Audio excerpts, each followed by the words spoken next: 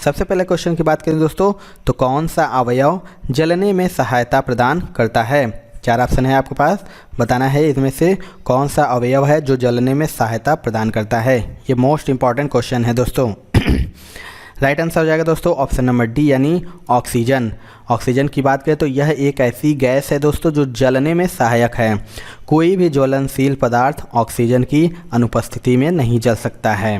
अगला क्वेश्चन देखते हैं, अल्कोहल में क्या निहित है। आपको बताना है इनमें से अल्कोहल में क्या निहित होता है। तो इसका राइट आंसर हो जाएगा दोस्तों ऑप्शन नंबर बी यानी कार्बन, हाइड्रोजन और ऑक्सीजन। अगर अल्कोहल का जो सामान्य सूत्र की हम बात करें दोस्तों तो होता है CnH2n+1OH। ये अल्कोहल का सामान्य सूत्र होता है। तो इसके द्वारा हम देख सकते हैं कि अल्कोहल में दोस्तों कार्बन भी होता है, हाइड्रोजन भी होता है और ऑक्सीजन के भी तत्व होते हैं। चलिए अगला क्वेश्चन देख लेते हैं दोस्तों, NTP पर किसी गैस के 1 मोल का आयतन होता है। 4 ऑप्शन है आपके पास, बताना है कि NTP पर किसी गैस के 1 मोल का आयतन कितना होता है। तो इसका राइट आंसर हो जाएगा दोस्तों ऑप्शन नंबर सी यानी 22.4 लीटर। NTP जो कि आवोगाद्रो के नियम के अनुसार हम देखेंगे तो NTP पर प्रत्येक गैसों के 1 मोल का आयतन 22.4 लीटर होता है।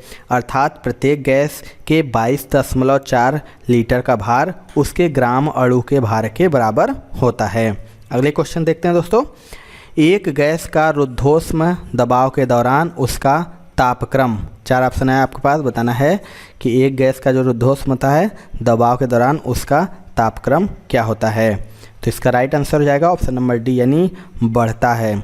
जब हम किसी निकाय में परिवर्तन इस प्रकार होता है कि पूरी प्रक्रिया में निकाय तथा बाह्य वातावरण के बीच ऊष्मा का आदान प्रदान नहीं होता है तो इस प्रक्रम को रुद्धोष्म प्रक्रम कहते हैं। अगला क्वेश्चन है दोस्तों, कार्बन मोनोऑक्साइड की अभिक्रिया 300 डिग्री सेल्सियस पर H2 से कराने पर इनमें से क्या बनती है। आपको बताएं जो कार्बन मोनोऑक्साइड की अभिक्रिया होती है वो 300 डिग्री सेल्सियस पर H2 से कराने पर क्या बनती है। तो इसका राइट आंसर हो जाएगा दोस्तों ऑप्शन नंबर बी यानी मेथेन बन जाता है। कार्बन मोनोऑक्साइड की अभिक्रिया हाइड्रोजन यानी H2 के साथ इस तरह से हम करा सकते हैं। देखिए फार्मूला है दोस्तों CO+3H ट्वाइस। तो इसका जब अभिक्रिया कराएंगे Ni+C 300 डिग्री सेल्सियस पर तो ये हो जाएगा CH4H2O। चलिए अगला क्वेश्चन देख लेते हैं, विद्युत बल्ब में कौन सी गैस प्रयुक्त होती है। मोस्ट इम्पॉर्टेंट क्वेश्चन है दोस्तों। आपको बताना है कि विद्युत बल्ब में कौन सी गैस प्रयुक्त होती है। राइट आंसर बात करें दोस्तों तो इसका राइट आंसर हो जाएगा ऑप्शन नंबर ए यानी नाइट्रोजन। विद्युत बल्ब में दोस्तों टंगस्टन नामक धातु का तंतु लगा होता है जिसको वाष्पन से बचाने के लिए इसमें नाइट्रोजन या आर्गन, 2 गैस होता है, नाइट्रोजन और आर्गन जैसी अक्रिय गैस भरा जाता है। चलिए अगला क्वेश्चन देखते हैं, वेल्डिंग उद्योग में निम्नलिखित में से क्या प्रयोग होता है। Most important, very very important भी इसे कह सकते हैं दोस्तों एंड मोस्ट एग्जाम में ये रिपीट हुआ है क्वेश्चन। आपको बताना है कि वेल्डिंग उद्योग में निम्नलिखित में से क्या प्रयोग होता है। तो इसका राइट आंसर हो जाएगा दोस्तों ऑप्शन नंबर सी यानी एसीटिलीन। आपको बता दें कि जो एसिटिलीन का प्रयोग होता है वो वेल्डिंग उद्योग में होता है क्योंकि ऑक्सीजन के साथ जलाने पर इसकी लौ का जो ताप होता है लगभग 4000 डिग्री सेल्सियस तक हो जाता है। चलिए अगला क्वेश्चन देख लेते हैं दोस्तों, कौन सी गैस सिगरेट लाइटर से निकलती है। ये भी मोस्ट इम्पॉर्टेंट है, मैक्सिमम एग्जाम में ये रिपीट होता है क्वेश्चन। आपको बताना है कि इनमें से कौन सी गैस है जो लाइटर से निकलती है। तो इसका राइट आंसर हो जाएगा ऑप्शन नंबर ए यानी ब्यूटेन।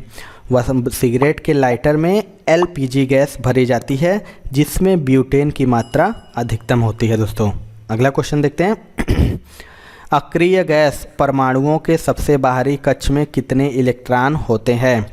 आपको बताना है जो अक्रिय गैस होता है उसके परमाणु के सबसे बाहरी कक्ष में कितने इलेक्ट्रॉन होते हैं। तो इसका राइट आंसर हो जाएगा ऑप्शन नंबर सी यानी 8। आपको बता दें हीलियम को छोड़कर शेष सभी अक्रिय गैसों की बाहरी कक्षा में 8 इलेक्ट्रॉन होते हैं, अर्थात इन तत्वों के परमाणुओं में उपस्थित सभी उपकोष पूर्णतया भरे होते हैं। इसी कारण ये तत्व अभिक्रियाशील होते हैं। चलिए अगला क्वेश्चन देख लेते हैं दोस्तों। निम्न में से कौन सी अक्रिय गैस नहीं है? आपको बताना है कि इनमें से कौन सी गैस अक्रिय नहीं है। तो इसका राइट आंसर हो जाएगा ऑप्शन नंबर ए यानी ब्रोमीन। प्रकृति में 6 अक्रिय गैस हैं दोस्तों। कौन कौन से हैं? जिन्हें आवर्त सारणी में शून्य वर्ग में रखते हैं। तो आपको बता दें कौन कौन से हैं। तो हीलियम हो गया, नियॉन हो गया, आर्गन हो गया, क्रिप्टॉन हो गया, जेनॉन हो गया और रेडॉन। ब्रोमीन जो कि वस्तुतः हैलोजन वर्ग यानी 7वें वर्ग का एक तत्व है। अगला क्वेश्चन की बात करें दोस्तों, तो निम्नलिखित में से कौन सी आदर्श गैस नहीं है? मोस्ट इंपॉर्टेंट ये भी क्वेश्चन है दोस्तों। आपको बताना है इनमें से कौन सी गैस आदर्श गैस नहीं है। तो राइट आंसर बात करें दोस्तों, इसका राइट आंसर हो जाएगा ऑप्शन नंबर सी यानी सिलिकॉन।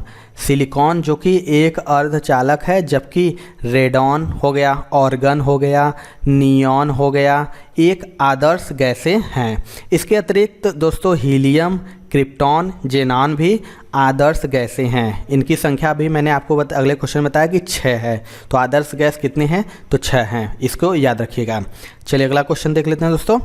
निम्नलिखित में से कौन सी गैस चूने के पानी को सफ़ेद बनाती है? ये भी most important and most repeated question है दोस्तों। मैक्सिमम एग्जाम में पूछता है।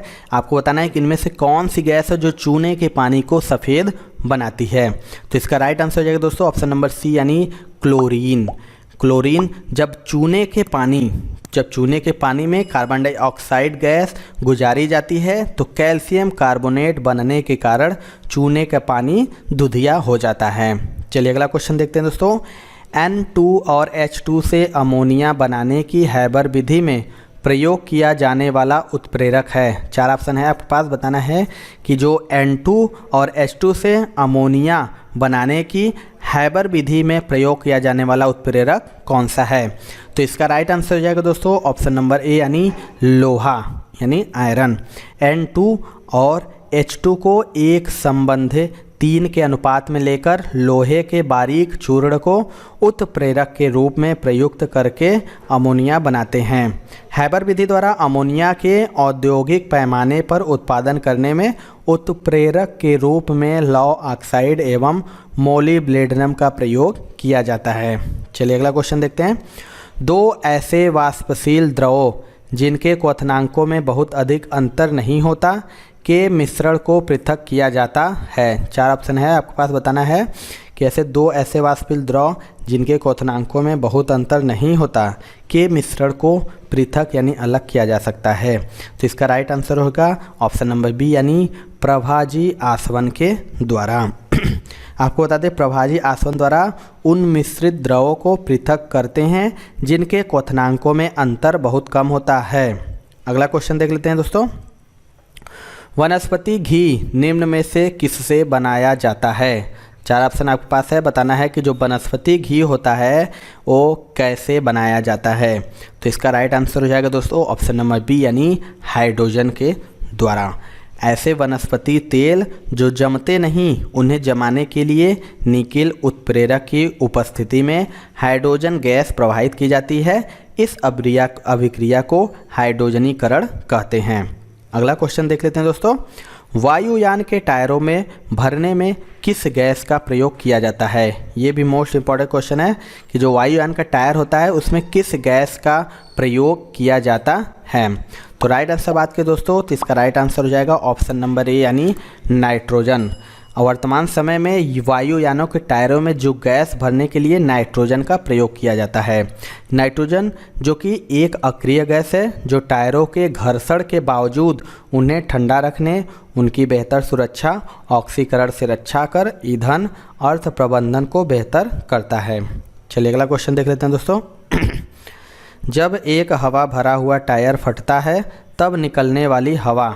4 ऑप्शन है आपके पास। बताना है कि जब एक भरा हुआ टायर फट जाता है तब निकलने वाली हवा कैसी होती है। ये भी मोस्ट इम्पॉर्टेंट क्वेश्चन है दोस्तों। तो इसका राइट आंसर हो जाएगा ऑप्शन नंबर डी यानी ठंडी हो जाएगी। जब हवा भरा हुआ टायर फट जाता है तब उसमें अचानक फैलाव होता है। इस अचानक फैलाव के कारण हवा बाहर से ऊष्मा नहीं पाती है और इस प्रसार के लिए आवश्यक ऊर्जा अपनी आंतरिक ऊर्जा से ही प्राप्त करती है, जिससे उसकी आंतरिक ऊर्जा घट जाती है और उसका ताप गिर जाता है, अर्थात वह ठंडी हो जाती है। अगला क्वेश्चन देख लेते हैं दोस्तों।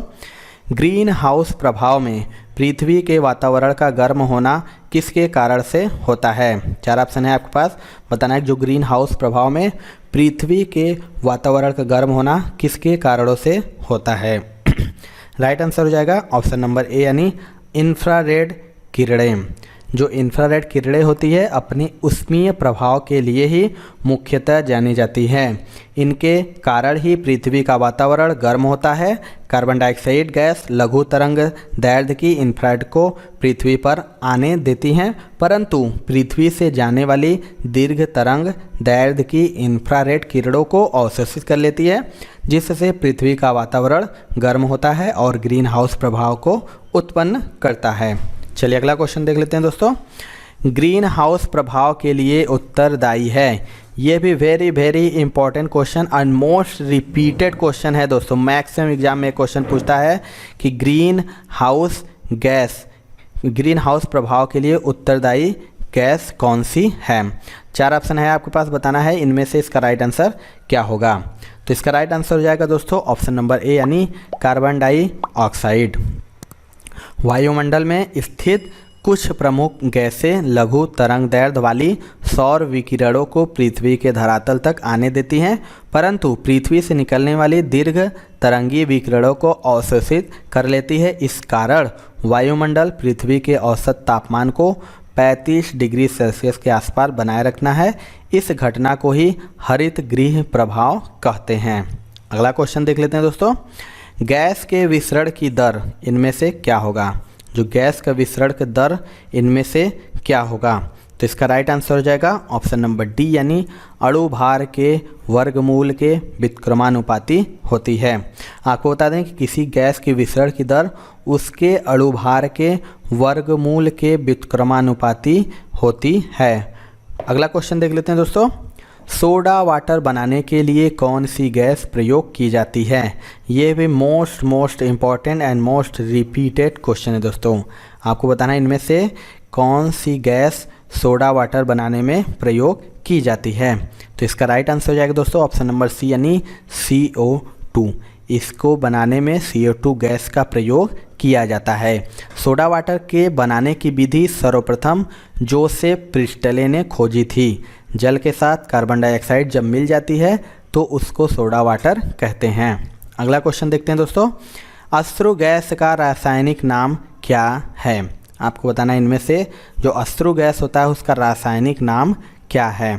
तो इसका राइट आंसर हो जाएगा दोस्तों ऑप्शन नंबर बी यानी क्लोरोएसीटोफिनोन अश्रु गैस का रासायनिक नाम है।